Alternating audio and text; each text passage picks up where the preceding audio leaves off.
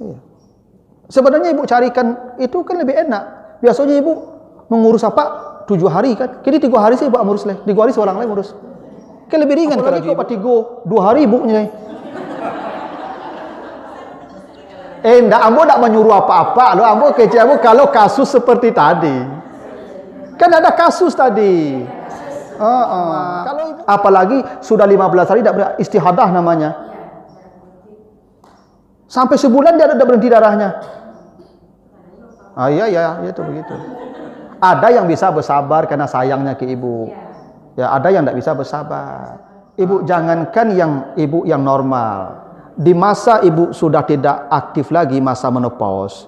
Mohon maaf ibu tidak punya gairah seperti ketika masa muda. Itu harus ibu akui itu. Bagi ibu urusan yang satu itu tidak penting lagi ketika kami penting sampai mati. Dan banyak itu jamaah saya yang curhat kamu bahas solusinya Pak Ustaz. Ambo niojo perfect orang rumah ambo. Tapi nyo asa jadi saya. Ibu jangan anggap remeh itu. Perceraian, perselingkuhan itu banyak terjadi karena perkara tidak terjadi keterbukaan di rumah tangga itu. Ini persoalan tidak perlu ibu tutup-tutup. Ketika menopause itu akan terjadi nanti itu. Dan kami tidak ada matinya. Kami ingin on fire terus tuh. Ketika ibu tidak bisa maksimal begitu, ibu bisa beli badah. Aku modeko bantunya udah lah tidak maksimal tapi melayani. Katarui modeko atau ke cabang. Ibu kalau betu apa tu nyota manuang lo tu mah. Ndak lo taluk dia lo tu. Inyo de ibu curigai. Kok pokoknya laluan kalau ibu buka mana pintu tamanuangnya mah. Taluk dia lo tu. Ibu. Iya. Yo ada apa-apa beko ning cadi nyu laluan kan. Yo mah yo de.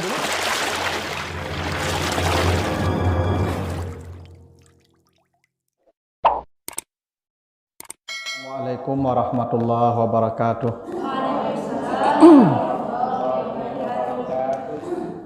Alhamdulillahi rabbil alamin. Wassalatu wassalamu ala asrafil anbiya'i wal mursalin wa ala alihi wa ashabihi ajmain. Bapak, ibu-ibu sidang taklim jamaah An-Nisa. Ya. Ini karena dikasih nama An-Nisa mungkin ibu, karena bapak-bapak merasa ndak enak hadir gitu. Kalau dikasih An-Nisa war rijal pasti datang bapak-bapak itu ya. Karena sudah dikasih nama duluan ini An-Nisa, dia bapak-bapak yang datang merasa ya kan dilecehkan kalau datang dia nanti itu. Jadi ibu, bapak-bapak ya, taklim jamaah An-Nisa ya yang dimuliakan Allah.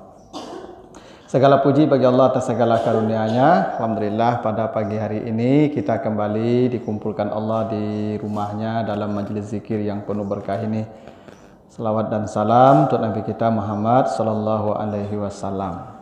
Bapak Ibu yang saya muliakan, seperti tema yang disampaikan ke saya tentang fikih wanita ya. Hal-hal yang terkait dengan ibu-ibu gitu. Sebenarnya kalau fikih wanita ini mungkin Bu Muslimah lebih cocok ini karena beliau dokter syariah tuh. Ya. Tapi karena biasanya begitu Ibu. Kalau dari dalam kan kurang bertuah. Ini tua kok dari luar ya. Saya kalau ceramah di kampung apa Ibu? Saya ceramah anak si anu. Oh, tahu kok sudut mandi mah ya, kecilnya Ibu. Nah, jadi tua hamba kok nak di kampung di negari orang bawa tua HP. Memang begitu pula sunatullahnya ternyata ya. Iya. Maka Nabi Muhammad tuh di Makkah tak timbul tua. Tua Nabi itu nanti setelah hijrah. Memang begitu pula ya. Nah, jadi sebenarnya ibu bapak sudah punya pengetahuan tentang persoalan wanita ini. Nah, kita akan diskusi beberapa hadis yang terkait dengan persoalan ini wanita. Nah, kita baca pertama hadis riwayat Abu Dawud dan An-Nasai. Jadi kata Nabi begini, yughsalu min baulil jariyati wa yurashu min baulil gulami. Ini bunyi hadisnya begitu. Kencing anak perempuan itu wajib dibasuh. Kencing anak laki-laki hanya dipercikkan air dengan tangan. Nah, ini hukumnya, Bu ya. Ini berlaku bagi bayi yang belum mengkonsumsi ya apapun kecuali ASI. Ya, ASI eksklusif ya. Dia belum minum susu bantu. Jadi kalau ada anak satu laki-laki, satu perempuan. Anak laki-laki belum minum apa-apa kecuali susu ibunya. Anak perempuan juga sama. Nah, kalau anak perempuan pipis kena baju kita, kata Nabi, ambil air percikkan saja. Kalau anak perempuan harus dicuci. Nah, ini beda aja Wak, Ibu. Nah, beda. Kasusnya sama. Sama-sama belum minum, belum makan. Tapi status najisnya berbeda. Kalau kami najisnya mukhaffafah, najis ringan. Ibu najisnya mutawasitah, najis menengah seperti nanah, darah, bangkai. Jadi mohon maaf nih, tingkat najis ibu lebih tinggi dari kami. Itu bahasanya. Kan logikanya gitu tuh. Jadi tingkat najasah ibu itu lebih berat daripada laki-laki. Bukan karena saya laki-laki ngomong begitu, karena memang begitu di teks hadisnya. Jadi memang kita ini Bapak Ibu tidak sama Ibu. Ya. Memang dalam kemuliaan Allah melihat ketakwaan kita. Tapi secara fisiologi, secara anatomi, memang kita ini tidak sama Ibu. Hingga yang kita keluarkan pun status hukumnya berbeda. Enggak beginilah. Kami ibu kalau baliu, ibu kalau baliu, ibu mengeluarkan cairan ya. Cairannya apa? Darah kan? Ya. Itu tanda ibu dewasa, ibu mengeluarkan cairan darah. Darah ya. Najis kan? Najis. Kalau kami baliu mengeluarkan cairan pula. Tapi sperma. Sperma enggak najis kan? Enggak, sperma itu suci. Jadi kalau sperma ingguk ke baju ibu, buat salah semayang langsung dah baal. Boleh, kalau taluk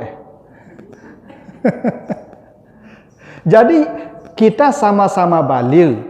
Ibu mengeluarkan cairan najis, kami mengeluarkan cairan suci. Beda kan yang kita keluarkan? Ibu mengeluarkan cairan yang aromanya tidak sedap. Kalau kami aromanya biasa saja. Ibu mengeluarkan itu darah, sakit kan? Sakit. Kalau kami mengeluarkannya enak. Beda tuh? Nah, itu kenapa ibu-ibu jangan menuntut sama aja kami. Nah, itu. Memang kita kok diciptakan tidak sama loh ibu. Beda. Memang sudah begitu sunatullahnya. Hukumnya begitu Allah ciptakan. Ya, itu. Nah, itu kenapa ibu kalau mati, kafan ibu berapa? 5. Kalau kami mati? 3. Maka seketek kafan kami, karena baun kami lebih ringan daripada baun ibu. Karena ibu ke baunnya tinggi. Ada maka kafannya lampinya 5. Maka ibu kan pakai parfum kan? Pakai parfum, pakai badak. Karena ibu sadar ibu baun. Nah itu. Kalau kami tidak perlu parfum. Tidak pada kau mandi sabun batang saja. Ya, karena aroma tubuh kami tidak seperti aroma tubuh ibu-ibu. Memang begitu, karena beginilah. Kenapa aroma kami tidak seperti ibu? Karena kami diciptakan dari tanah yang kering. Tanah yang kering. Tanah yang kering itu kan suci, alat pensuci. Ya, ibu tayamum pakai tanah kering kan? Kalau ibu-ibu diciptakan dari Adam, dari hidup. Jadi ibu-ibu diciptakan dari makhluk hidup. Kalau kami dari yang mati. Makanya makhluk hidup kan membusuk. Kalau yang tanah kan tidak membusuk. Itu kenapa aroma ibu-ibu lebih tinggi daripada aroma kami. Itu sunatullahnya begitu. Bukti ibu sadar aroma ibu tidak sedap, itu makanya ibu sameja kosmetiknya. Gitu. Coba cari di meja ibu, tu tak padu je kosmetik ya. Di kamar mandi itu lo tuh, salaci lo, sampo, sabun, itu. Karena ibu menyadari tentang perbedaan itu. Jadi kalau ada orang menuntut itu kesetaraan Bapak Ibu, itu keliru dia itu. Gimana menuntut setara apa? Dari penciptaan saja kita sudah berbeda. Itu. Nah, ini berawal dari status hukum kencing tadi. Itu. Laki-laki kalau kencing cukup ambil air percikan, suci, bawalah salat lagi. Kalau perempuan wajib dicuci. Memang dari lahir kita sudah berbeda dan sampai mati nanti kita akan berbeda pula. Jadi ibu tidak usah protes, tidak usah ibu kecewa bahwa kok laki-laki kok istimewa, karena memang dari ciptanya lah begitu. Itu maka kami dikasih hak kepemimpinan, ya. Ar-rijalu qawwamuna 'alan nisa, karena perempuan itu disuruh jadi pemimpin. Karena kelebihan bima faddalallahu ba'dahum ala ba'din. Karena Allah berikan dia banyak kelebihan. Ya. Tapi ini status kencing yang belum konsumsi apapun. Tapi kalau hari pertama sudah dikasih minum susu bantu, sama. Ada beda lagi. Statusnya sama. Ini yang belum ini ya. Nah, hadis berikutnya, ini kita bicara tentang haid lagi ya. Hadis riwayat Abu Dawud dari Aisyah. Kata Nabi, "Inni la uhillul masjida li haidin wala junubin." Nah, itu punya hadis begitu. Sesungguhnya aku tidak menghalalkan, maksudnya mengharamkan tuh. Kalau tidak menghalalkan ya mengharamkan. Masjid bagi perempuan haid dan orang junub. Nah, ini memang Nabi sebut Bu ya. Nabi, saya tidak menghalalkan masjid untuk yang haid dan yang junub. Nah, walaupun ada pendapat mengatakan dulu Nabi larang begitu karena tidak ada pembalut. Menurut saya bukan tidak ada pembalut. Dulu kalaupun tidak ada pembalut apa salahnya? Tuh masjid ada karpet, masjid tidak ada keramik, masjid lantai kasir saja. Kok bercecer darah, timbun saya. Kan sahabat meludah di masjid ke? Makanya kata Nabi kalau kau berdahak meludah saja di masjid itu, timbun. Ya sekarang jangan karpet meludah, aku cakap pengurus karpet. Zaman dulu boleh meludah di masjid. Karena tinggal kena masjid lantainya pasir.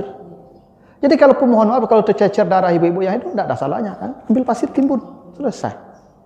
Bukan soal berdarah tercecer atau tidak, karena ibu itu sedang najis. Ibu yang haid itu status ibu najis.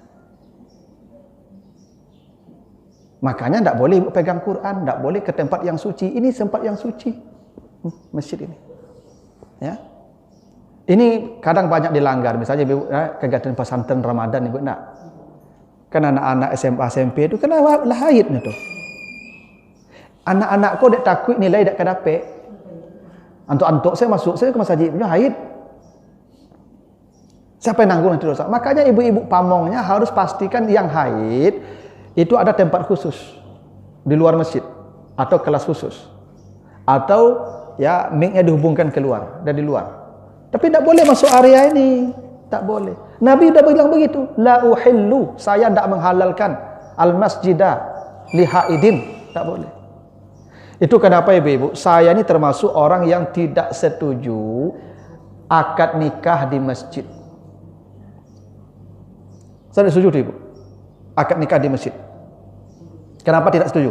Satu, ada aturan Nabi. Iza dakhala ahadukum al-masjidah fala yajlisanna hatta yarka' rak'atain. Bila kamu masuk masjid jangan pernah duduk kecuali salat 2 rakaat. Satu. Saya tidak melihat orang yang masuk masjid pergi akad nikah itu bisa sembahyang lupa ibu. Dah masuk dan kamar nikah itu sendiri. Karena adab ke masjid kalau masuk masjid salat dulu. Dah. Ini orang masuk rumah, saya saduanya ke ibu. Nah. Yang kedua, kalau Nabi suruh kita salat ketika masuk masjid, artinya apa itu? Suci. Konsekuensi kita salat itu ya harus suci.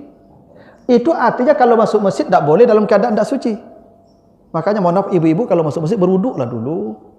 Jangan ibu tak berwuduk masuk masjid. Karena satu disuruh salat tadi. Dua, kalau salat dia suci itu. Yang tidak berwuduk saja sebenarnya dilarang masuk masjid, apalagi yang haid. Yang haid. Nah, siapa yang bisa memastikan yang tamu yang ikut acara itu akad nikah tu semuanya dalam keadaan suci? Saya menduga ada yang haid. Ini masuknya ke masjid, Pak. Padahal Nabi sudah katakan tidak saya halalkan masjid untuk orang haid. Nah, cuman awak kadang dek latah, Pak. Nampak artis menikah di masjid, nikah lawak di masjid sama-sama. Pak menikah tu di rumah saya lah. Tu hari masjid menikah.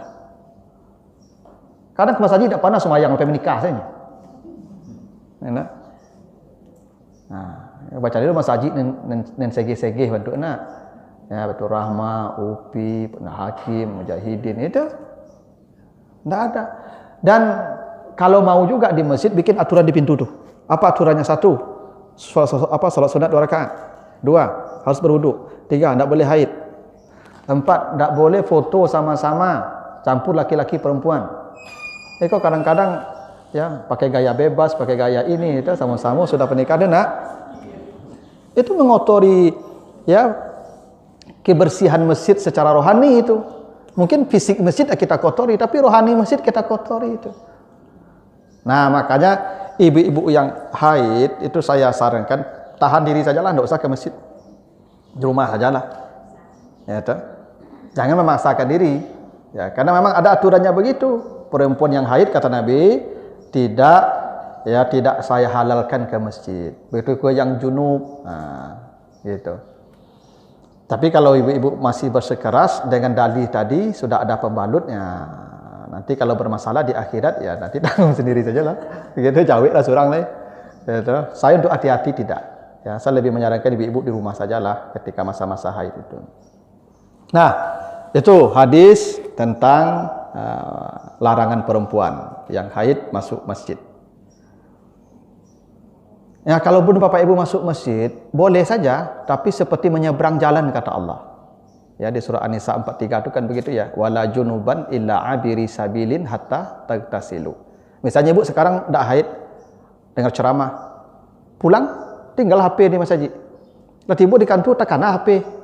Perjalanan kemari, haid di jalan. Kan bisa jadi itu, tiba-tiba haid di jalan. Ibu ambil HP-nya seperti menyeberang jalan raya. Kencang. Jangan mau taruh dalam go. Tak boleh. Nah, aturannya begitu. Ya. Illa abiri sabil. Seperti orang yang menyeberang jalan. Itu aturannya begitu. Nah, hadis berikutnya dari Abi Hurairah. Hadis riwayat Abu Dawud dan At-Tirmizi. Kata Nabi, inna tahta kulli sya'ratin janabatan faghsilu sya'ra wa ankul basyara. Sesungguhnya di bawah-bawah semua rambut itu junub. Maka basuhlah rambutmu dan basuhlah kulitmu. Jadi kalau bapak ibu haid, ibu-ibu kalau bapak-bapak kena haid. Kalau ibu-ibu haid atau bapak-bapak kira junub, apakah junubnya kena haid atau kena sperma atau kena berhubungan dan sebagainya macamnya, maka rambut ini kata Nabi semuanya junub. Kulit semua junub. Wajib rambut dan kulit itu basah-basuh kena air. Nah, itu kenapa ibu-ibu yang pakai bigen pasti mandi junubnya tidak sah. Karena bigen itu dia spiral. Makanya orang kalau pakai bigen tumbuh rambutnya separuh hitam separuh putih enak. Nah, makanya ibu-ibu yang lah putih rambut jadi bigen-bigennya lah biasa lah. Kecuali dicat boleh. Boleh ibu-ibu boleh mencat rambut. Boleh. Ya tapi dicat rambut itu untuk apa sih rumahnya? Dia bu pamerkan keluar rumah.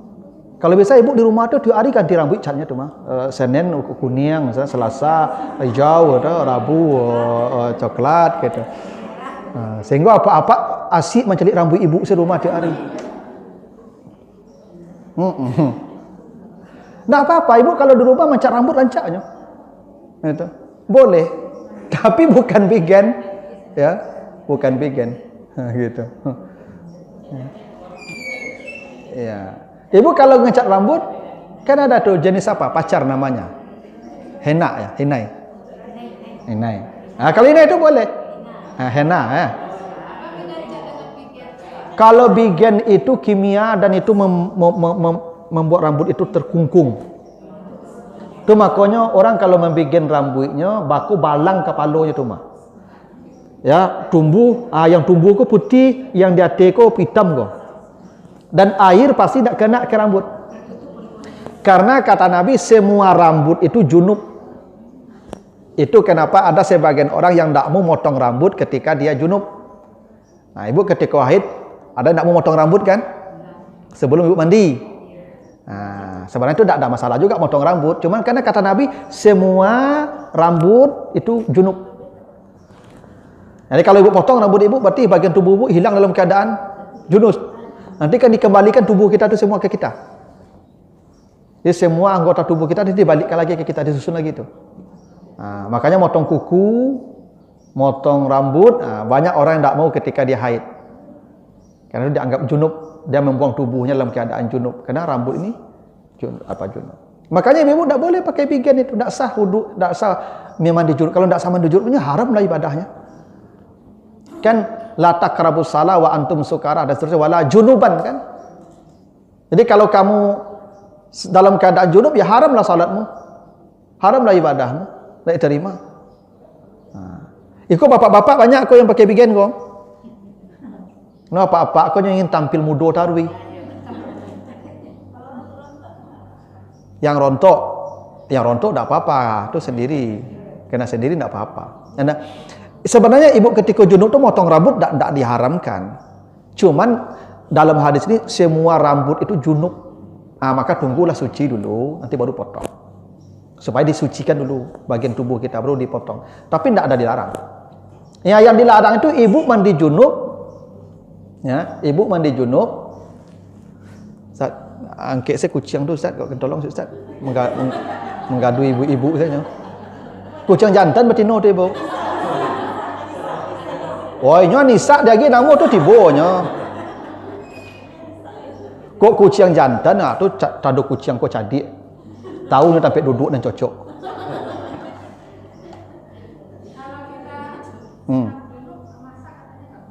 Boleh. Ibu masak boleh, ke pasar boleh, ke kantor boleh. Yang tak boleh salat.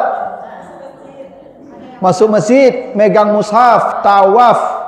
Tapi kalau ada memang begitu pemahaman orang, kalau junub mandi lu. Beko ke pasar, beko tanah yang dipijak-pijak tu menyumpahnya. Mitos tu, nak ada itu. Nah, ibu pakai kain kapai lah. Cuma gini, kenapa disuruh mandi segera setelah ibu suci? Supaya beko ibu kok salat tak terlupa ibu beko sembahyang saya junub. Nah, kan? Supaya beribadah capek dan kedua, memang ibu-ibu itu kalau junub memang misalnya haid, ibu disuruh capek mandi kalau lah kari yang supaya apa konyo nak lamanya puasa lah dah tambah waktu puasanya lah kita. Karena memang begitu ibu. Karena begini kan, coba ibu baca nanti di surat An-Nisa 4 surat Al-Baqarah 222 ya. Al-Baqarah 222. Jangan kau dekati perempuan itu dalam keadaan haid hatta yathurna, sampai mereka suci. Fa iza tataharna fa'tuhunna. Kalau dia sudah bersuci baru kau datangi. Mendekatinya boleh kalau darah sudah berhenti, boleh mendekati. Mendekati boleh. Tapi mendatanginya dia harus mandi dulu. Makanya ibu kalau misalnya mohon maaf nih, kalau darah ibu kering di sore hari atau di maghrib, mandi ibu semalam-malam tuh. Ya pak lampai hari yang mencari ibu. Tu ibu balasan besoklah pagi mandi lu. Mati kami boleh ibu. Iyalah. Itu makanya ibu disegerakan mandi. Kalau mandi kalau siang selesai mandi cepat. Itu. Tapi orang dulu bijak caranya bagi tahu kawak beko dipijak tanah aku nyumpah kawak beko. Sehingga capek mandi ke tu nak. Sama zaman sisuk orang jangan duduk di bantar tu dibisu ang beko ya. Ya. Campalan tadi langsung tu. Maka takut bisu. Tapi kalau dikecek-kenyok ang jangan te bantar tu bantar di kapalo lah tak tu. Keceknya sado tak boleh mah caknya. Dia caknya nak jawi nak. Tapi dikecek bisu ang beko. Campak langsung. Tak bayang bisu dia. Jadi orang dulu tu bijak mendidik dia ibu. Jangan duduk ang dijanjang. Kau ditangkuk harimau apa? Atau dia di luantu bagaimana? Kan ada duduk di janjang dia luantu beko tu. Di janjang orang kalau lalu di janjang duduk. Tambik orang. Tapi di kecen tambik orang lalu nak jangan di janjang duduk. Aku selapang kau ha, itu jawab itu mah. Tapi kalau di kecen dia luantu orang beko aku lari ke ketel langsung. Jadi itu cara orang dulu mendidik tu. Ya, jadi kalau haid, lakari yang darah tu mandi lah capek, jangan pergi ke pasar lu. Ya, boleh, tak ada masalah.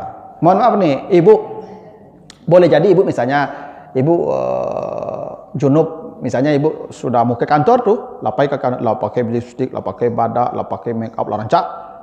Itu lah rancak bantu ibu nak. Nampak dia apa? Rancak mah caknya tu. Junub lah balik. Ya tu. Ibu pasalah ke kantor lah sudah tu. Beko lo pulang mandi zuhur le, boleh. Cuma kan tak nyaman sibuk lah. Itu kalau tak nyaman mandilah. Ibu kalau mandi itu kata Nabi wa ankul bashar, kulitmu wajib basah. Itu kenapa ibu, mohon maaf seperti kasus tadi, ibu sudah pakai lipstick. Lipstick kan waterproof nak. Kan lipstick itu kan waterproof, itu anti air tuh. Ibu kalau mandi junub wajib ibu buka lipstick ibu. Sebab ini bagian bashar nih namanya nih. Kulit luar nih, bibir yang luar nih. Ibu wajib buka itu kulit make up ini lipsticknya yang waterproof. Termasuk make up ibu, karena make up itu ada pondasinya. Kan pondasi itu waterproof kan? Kan pondasi itu tampik badak-badak berikutnya telatak. Ya foundation tu bahasa Inggrisnya, kalau bahasa Arab kan pondasi tu. Ibu kalau pakai make up dah pakai pondasi dak lakik badak tu bekol tu. Ya nak, pondasi tu waterproof. Wajib dibuka tu. Kalau ndak kan kata Nabi wa ankul bashar. Air mesti kena ke pori-pori kulit kita. Itu makanya itu anak daro tu ibu wajib dibuka make upnya siang tu mah. Ibu kalau anak ibu beralik berdusi, siapkan 2 make up. Make up sebelum zuhur, make up setelah zuhur. Jangan ibu dia make up, beku tak semayang beku lah. Bergolong ke neraka esok anak ibu tu. Anak ibu kamu mulai berumah tangga je maksiat, tak bisa lah tu. Tinggal lu semayang dia gara-gara ibu nyo pesta tu. Ibu tu. Seperti 3 juta tu. Ya kalau tak jam 2 tu buka make up tu lah, semayang lah. Beku Ustaz, tak usah pakai make up lah. Pakai make up tu kan topeng tu. Bohong tu. Tu makanya orang pakai make up tu terkajut orang rancak untuk anda. Beko lah buka make up terkajut tu balik. Namanya make up ke? Ini rendah sebenarnya lainnya.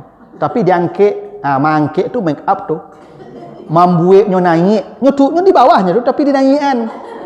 Menaikkan tu bahasa Arabnya, bahasa Inggrisnya make up. Ya. Tak apa-apa, nanti setelah jam 3 ke bawah tak usah pakai make up lagi, kalaupun mahal bayarannya kan. Dan make up itu pasti dipasangnya jam 9 tuh. Jam berapa? Tak bisa jam 12 pasang make up tuh. Tak tuh. Tak mungkin pula dia beruduk sampai dari jam 8 sampai jam 2 tahan duduk tuh. Tak mungkin lah. Ini banyak terjadi nih ibu-ibu. Anak daro tuh kalau laba pakai apa tuh suntiang tuh, itu solat zuhurnya banyak yang tinggal. Kalau indah, ibu jangan beralik di siko. Ibu buat ke Bukit Tinggi beralik. Ini bisa mau apa? Menjamak.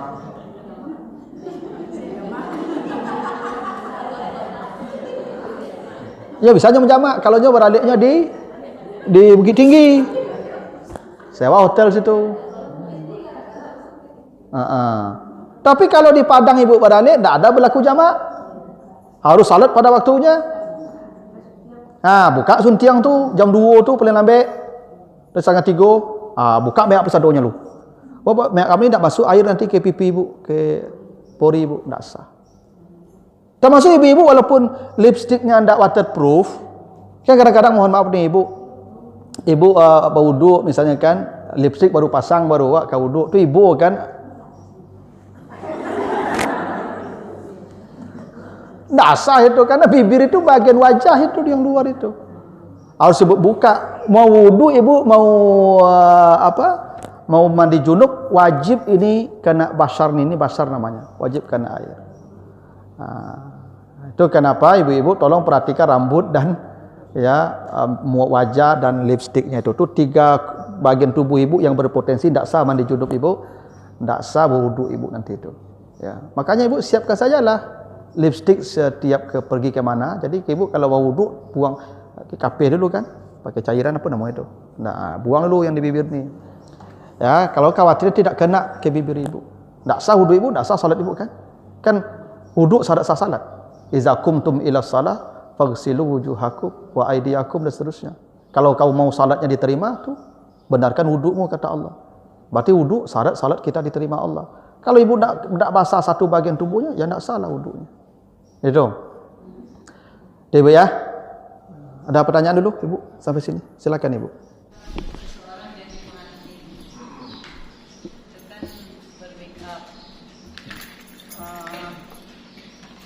Kan sholat terus makeupnya dibuka. Ada salah satu ustadz terdahulu menyampaikan ketika pengantin itu kan berdandan dengan apa kan susah untuk dibuka. Itu boleh mengkodok, sholatnya boleh dikodok. Kira-kira mana yang benar? Ya, yang saya tahu hadisnya begini. Mengqadat ibu ya. Man nasiya Man nama au nasiya an salatin. Siapa yang tertidur atau lupa satu salat, dia tertidur atau lupa, fal yusalliha iza zakaraha. Baru dia boleh salat ketika bangun atau ketika dia ingat. Itulah yang dinamakan qadha. Misalnya begini, ibu datang dari luar kota jam ampe subuh.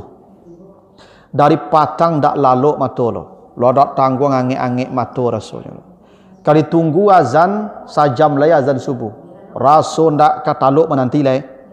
Dan Allah melarang kita salat. Karena kata Allah la taqrabus salata wa antum sukara. Jangan kau salat dalam keadaan mabuk. Orang yang mengantuk berat itu mabuk namanya. Orang kalau mengantuk barik, pepunya ndak sadar ni keceknya lay. Orang kalau mengantuk balik ajaklah mota tu kalau rasio ikut mah. Karena orang mengantuk ke mabuk. Maka oleh Nabi tak boleh orang tu salat. Tidur. Kironya jam 9 baru terjago. Jam 9 hari. Maka dia salat subuh ketika bangun niatnya qadha. Karena begini, kalau salat pada waktunya usalli fardhu subhi rak'ataini adaan tu cash tunai. Adaan lillahi ta'ala. Kalau di luar waktunya bukan adaan, usalli fardhu subhi raka'ataini qadaan. Salat dia ada dua, ada qada. Ada pada waktunya, qada di luar waktunya pada sebab tertidur. Ini tertidur. Kata, kecuali lah jago jam 4:30 tu bapak bamatin alarm tu balik tu ndak lah tu. Lu tu tak tertidur namun tu sengaja mah. Kata, dia tidur atau lupa. Boleh jadi memang dia benar-benar lupa. Seperti Nabi Sulaiman. Nabi Sulaiman tu pernah lupa salat asar Pak Ibu. Nanti baca surat Sad itu, ayat 32 sampai 36. Nabi Sulaiman tu pernah lupa salat asar gara-gara memandikan kudu. Jadi dia punya kendaraan mewah, ada kuda-kuda mewah. Lalu ketika memandikan kuda di sore hari sampai terbenam matahari. Ya. Baru dia ingat salat asar, dia salat langsung. Setelah salat, semua kudanya disedekahkan. Taubat dia. Memang begitu pula Nabi Sulaiman itu, maka ni'mal abdu innahu awwab kata Allah. Nabi Sulaiman itu sebaik-baik hamba dan orang yang paling banyak bertaubat. Dia terlambat sekali salat asar gara-gara memandikan kudu, semua kudunya sedekahkan.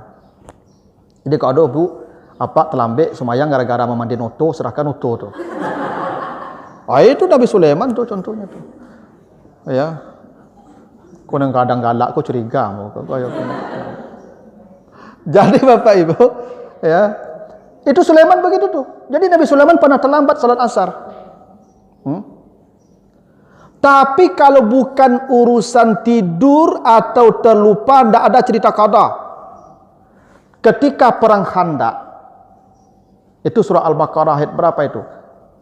Apa kata Allah? Hafizu 'alas salawati wassalatil wusta. Ya, Al-Baqarah 230 sekian. Jagalah salat dan salat asar. Itu asbab nuzulnya surat itu. Kenapa Nabi suruh jaga salat asar? Karena Nabi di perang Khandaq itu terlambat salat asar ke maghrib. Gara-gara karena ini parit harus dijaga. Karena musuh di depan. Kalau tidak ada pasukan nanti memanjik orang ke parit itu. Maka Nabi menjaga parit, ya, menjaga parit dalam perang. Dan sahabat pulang istirahat. Karena letih perang Khandaq tu letih bu, berbulan-bulan, berhari-hari dikepung kita. Sahabat pulang istirahat, talambek sahabat ko pulang sehingga Nabi ko dek menunggu parit ya sahabat itu salat asar lah talambek sampai lah maghrib baru salat. Maka turun ayat itu tentang salat dalam perang itu, kalau kau takut dalam kondisi perang, maka salatlah sambil berjalan atau sambil di atas kendaraan. Iko parang ibu tak beralik loh. Dalam kondisi perang itu, ya, kata Allah kalau kamu takut ini kondisi sedang berkecamuk, waktu salat sudah datang hampir habis, maka salatlah sambil berjalan atau sambil di atas kendaraan. Bahkan boleh salat sambil meninju orang. Awak sedang sembahyang berlari kau, musuh dakik kawak tinju. Lari lu balik, salat lu balik. Apalagi beralik. Sedangkan dalam parang sedang berlaku qadah. Mana lebih hebat beralik pada parang? Nyawa aku beralik enggak loh. Maka saya enggak merestui itu ibu. Kalau ada orang yang mengatakan boleh itu anak daru mengqada daripada payah buka suntiang. Sepayah lu buka suntiang tu. Tinggal mencabut-cabut saja. Apa yang lu buka suntiang tu coba kemari yang musabui ana.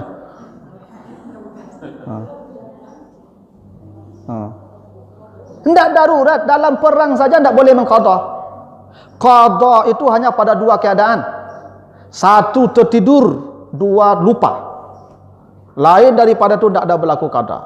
Jamak itu berlaku pun pada safar. Yang mukim tidak ada jamak. Kecuali ada hadis mengatakan ketika hujan lebat. Tapi mukim tidak berlaku jamak. Jamak, maka saya bilang kalau ingin tak salat zuhur di waktunya, nanti di asar sudah digabung, udah pindah luar kota beralik ke Bukit Tinggi Bok. Atau ke Jakarta. Ya, begitu. Jadi qada dalam salat tu tidak berlaku bagi nak daro. Jangan lama-lama si hukum kau ibu. Ya, itu dulu. Coba nanti. Ya, silakan ibu.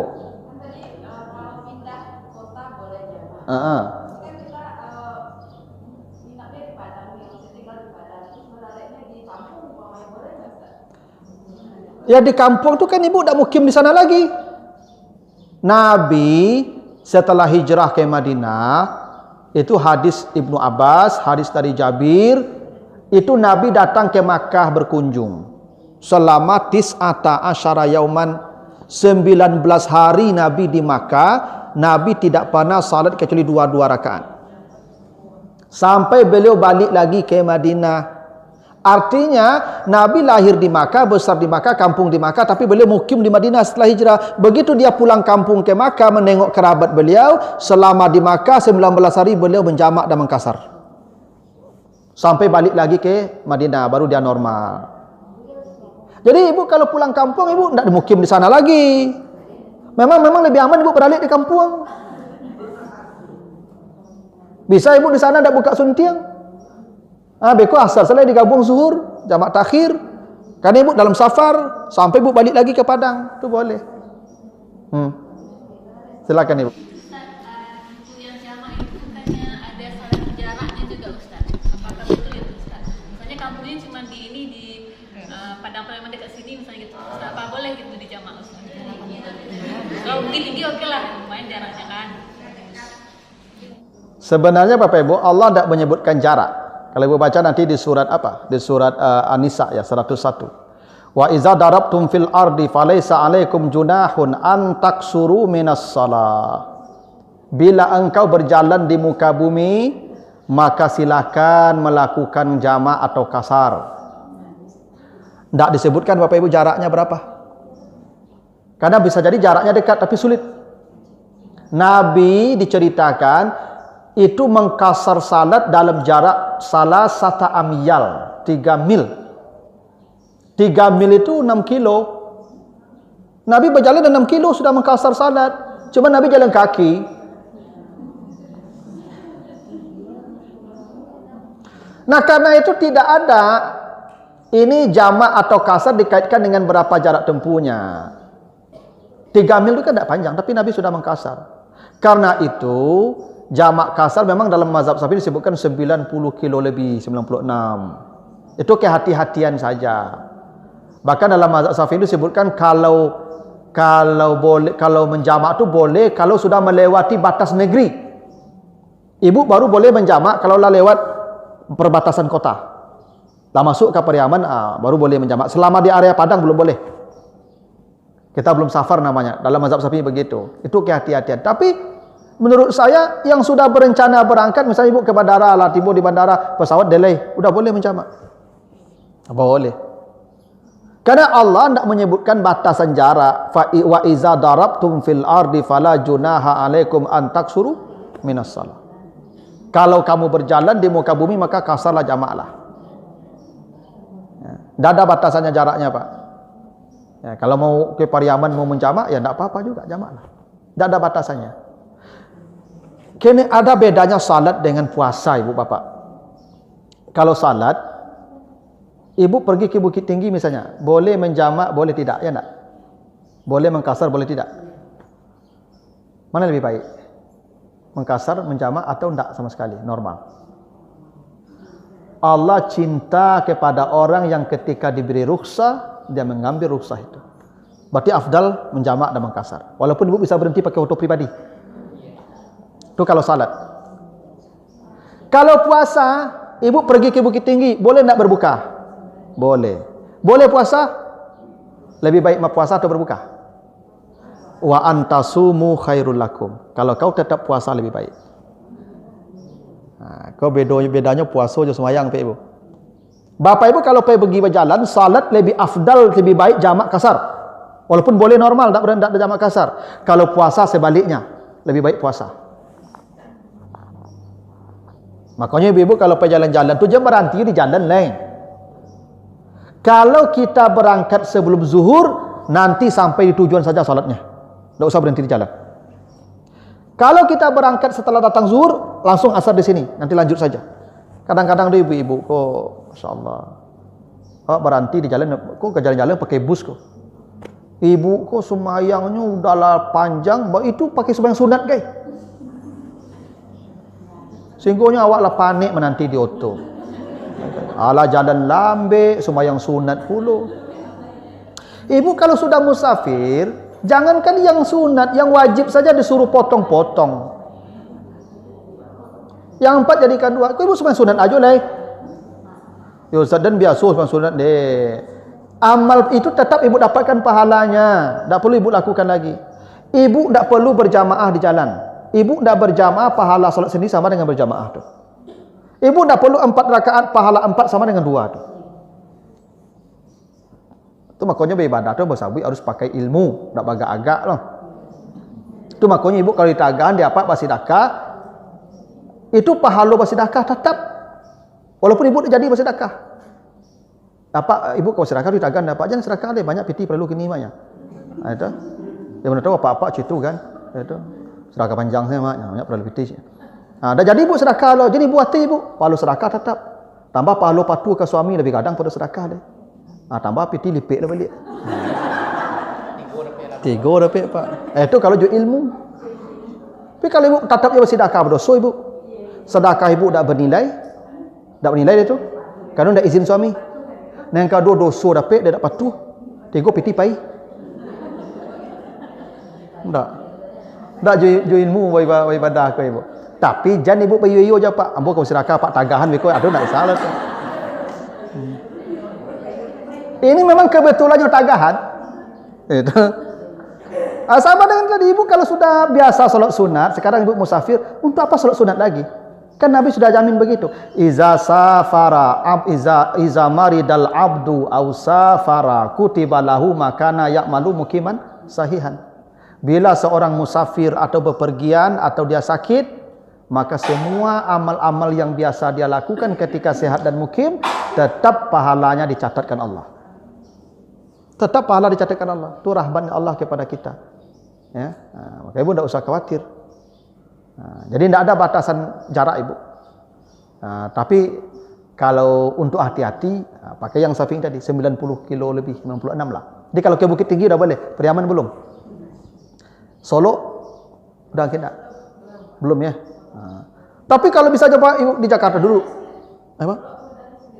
Ya bisa jadi di Jakarta, dari Jakarta Timur ke Jakarta Selatan dulu. Itu kalau dulu macet, itu berangkat ibu jam 4, jam 10 malam sampai itu. Maka ibu jamak maghrib dan isya nanti di rumah. Kan pendek jaraknya, iya tapi sulit. Macet. Jadi memang tidak selalu jarak itu, makanya Allah tidak membatasi jarak. Boleh jadi ada perjalanan pendek tapi sulit. Kalau Allah membatasi jarak nanti jadi masalah. Ya. Itu. Masih ada?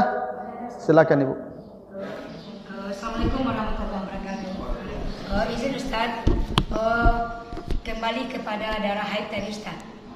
Darah haid ini paling sedikit kan 2 hari, paling lama 15 hari. Ada sebagian dari ibu kita di lapangan, udah 4 hari haid kering, nanti 2 hari datang lagi dia Pak. Ini sampai target 15 hari, itu dinamakan darah haid. Luar dari 15 hari namanya darah istihadah atau darah penyakit. Yang saya pertanyakan begini Pak, ini banyak kita lihat dari ibu-ibu kita di luar, bagaimana sewaktu darah istihadah itu keluar, kita masih dalam keadaan belum bersih, suami ingin berhubungan badan. Kami ingin perjelas hukumnya itu Pak, karena kita melihat di lapangan, sebahagian dari ibu-ibu beranggapan, saya belum kering lagi, belum bisa. Sedangkan darah haid itu kan 15 hari. Lewat 15 hari namanya istihadah. Mohon bantuannya Pak. Terima kasih. Iya, ini ada hadis dari Aisyah nih, hadis Bukhari Muslim. Jadi ya, dia bertanya nih, ini imra'atun ustahadu. Ini ada Fatimah bintu Abi Hubes bertanya, seorang sahabat perempuan. Ya Rasulullah, saya ini perempuan yang haidnya panjang. Fala athur, lama masa saya suci. Kata dia, afa ada usalah, bolehkah saya tidak salat selama masa hadarah itu sampai panjang kapanpun? Kata Nabi, tidak. Innama zalika irkun, itu darah yang keluar dari pembuluhmu. Kalau itu maka engkau wajib salat. Wajib salat. Itu kenapa para ulama sepakat, itu darah haid itu maksimalnya 15 hari. Setelah 15 hari kalau ada darah lagi, maka itu darah namanya darah penyakit yang dia wajib salat. Caranya dia ganti pakaiannya sebelum salat dulu, sebelum dia berwudu, lalu dia berwudu dan langsung salat. Dan dia tidak boleh berwudu jauh-jauh itu setelah diganti. Begitu diganti, langsung wudu, langsung salat. Tidak boleh ada jarak yang panjang. Begitu dia assalamualaikum, maka wudunya selesai. Dia tidak boleh salat sunat lagi. Karena untuk orang itu berlaku satu wudu dan satu ibadah. Sama dengan orang yang los pipis kok. Kan ada maksudnya orang gaib isu ibu tu, ndak ada remnya leh. Kan la bocor kelep kok. Ya. La bocor kelep kok. Basah saja leh. La pakai pempes ibu. Ibu sebelum salat ganti itu dulu, langsung berwudu, langsung salat. Setelah assalamualaikum, ibu ndak boleh salat sunat. Karena ibu dianggap bernajis. Tapi selama salat boleh. Sama kasus kalau ibu misalnya ada orang kantik dah putih-putih kan, kantik panjang saya. Lapo tu la ada remnya lah, gitu. La belum remnya. Nah, kalau yang kantik panjang tu dia hanya boleh berwudu sesaat menjelang salat. Misalkan menjelang salat, datang waktu salat, duduk langsung. Setelah wudu langsung dia salat. Selama salat tak kantik-kantik itu dimaafkan. Silakan kantik dari barang banyaknya. Nanti setelah assalamualaikum dia tak boleh salat sunat. Ini kasus-kasus begitu tu kan akan terjadi di masa tua nanti tu. Ya tak? Iyalah, ada masanya kita begitu, seperti anak kecil. Kalau siapa yang dipanjangkan umurnya, dia dikembalikan ke usia yang paling lemah. Dan itu seperti anak kecil yang pipis tak menantu kan. Kita akan begitu nanti tu Bapak Ibu. Cayolah tu makanya panjang-panjang mana sih kau? Ya tu 60 pai lah serang elok. Ya, serang elok 60 tu mah. 70 kata tu lah kamari dak ada tu, dak elok tu ya tu. Tapi kok panjang umur, kok banyak amal kan rancak tu. Jadi Bapak Ibu, kalau yang haidnya panjang 15 hari enggak. Itu kamu salat. Caranya fagsili, basuh dulu. Lalu tawaddai, wuduk, lalu salli, sudah selesai. Dan hendaklah dia mengulang wuduknya setiap dia hendak salat. Nah, kalau misalnya begini, ibu-ibu ni haid, tiba-tiba berhenti, kan masa-masa menopause hampir begitu tuh. Kok tahu Ustaz? Ya memang begitulah jamaah cerita kamu tuh. Jadi di masa-masa hendak berakhir itu, menopause namanya itu ibu tuh haidnya tidak teratur. Kadang haid berhenti, tiba-tiba lagi dia haid. Tetap itu haid. Tetap itu haid namanya. Ya. Maka selama itu katalah wala takrabuhunna, jangan kau mendekati istrimu fil mahid, di tempat haid dan di masa haid. Jangan dekati istrimu di tempat haid dan di masa haid. Al-mahid. Al-mahid itu isim zaman dan isim makan. Ya. Jangan dekati istrimu di tempat haid, di luar tempat haid silakan. Itu bahasa Allah begitu. Makanya fil mahid bahasa Allah. Jangan dekati istrimu di tempat haid dan di masa haid. Hatta yathurna, sampai darahnya kering. Darahnya kering itu namanya yathurna. Tapi jangan kau datangi dia sebelum dia bersuci. Fa iza tatahharna fa'tuhunna. Ini penting ibu kasih tahu ke anak-anak kita yang perempuan, anak laki-laki yang akan menikah. Besok kalau haid selesai darah itu jangan berhubungan, mandi dulu. Ya, mandi dulu tuh. Maka saya katakan di awal tadi, ibu kalau haidnya selesai mandi langsung. Mandi langsung. Jangan tunggu dulu besok pagi mandinya. Ya toh. Kau sanjo lah selesai. Ya, ibu lah wajib salat sebenarnya tuh. Ya, mandi secepatnya. Karena ya dia tidak boleh mendatangi istrinya, apalagi sedang haid. Tidak boleh. Allah mengharamkan itu ketika perempuan sedang haid itu didatangi. Kecuali haidnya panjang banget. Sampai balik hari haid hari tiap bulan. Ya kan? Itu tambah lah deh. Ya kan sampai balik hari tiap bulan kan tak kuat deh, ibu. Maka ada solusi poligami. Ibu kasih izin lah, jangan ibu tahan-tahan je. Ya kok ada ibu-ibu yang haidnya panjang. Tiap bulan separuh bulan seloknya. Ya itu ibu kasih izin dah. Sepertinya ambo ndak maksimal melayani udah. Haid ambo panjang bana. Udah kamu cari surang atau kamu carian.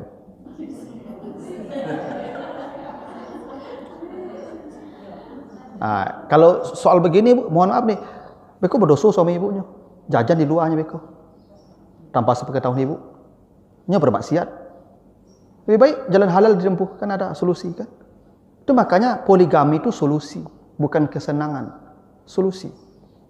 Ada kasus-kasus perempuan yang begitu kan. Kan haid perempuan kan tidak selamanya 3-4 hari sampai seminggu. Ada yang sampai 10 hari lebih.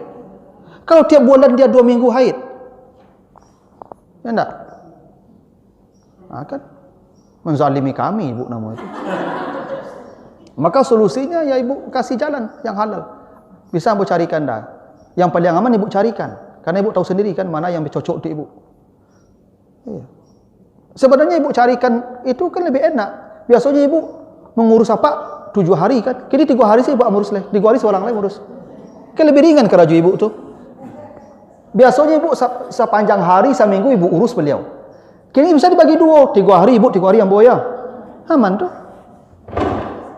Apalagi kok patigo 2 hari ibunya. Ndak ambo ndak menyuruh apa-apa. Lo ambo kerja ambo kalau kasus seperti tadi. Kan ada kasus tadi. Kalau ibu yang seperti ini sehat-sehat, itu apa tuh? Keterlaluan nama tu mah. Ini yang kasus seperti cerita ibu tadi, haidnya lama-lama, apalagi sudah 15 hari tidak beristihadah namanya. Sampai sebulan dia tidak berhenti darahnya. Iya, itu begitu. Ada yang bisa bersabar karena sayangnya ke ibu.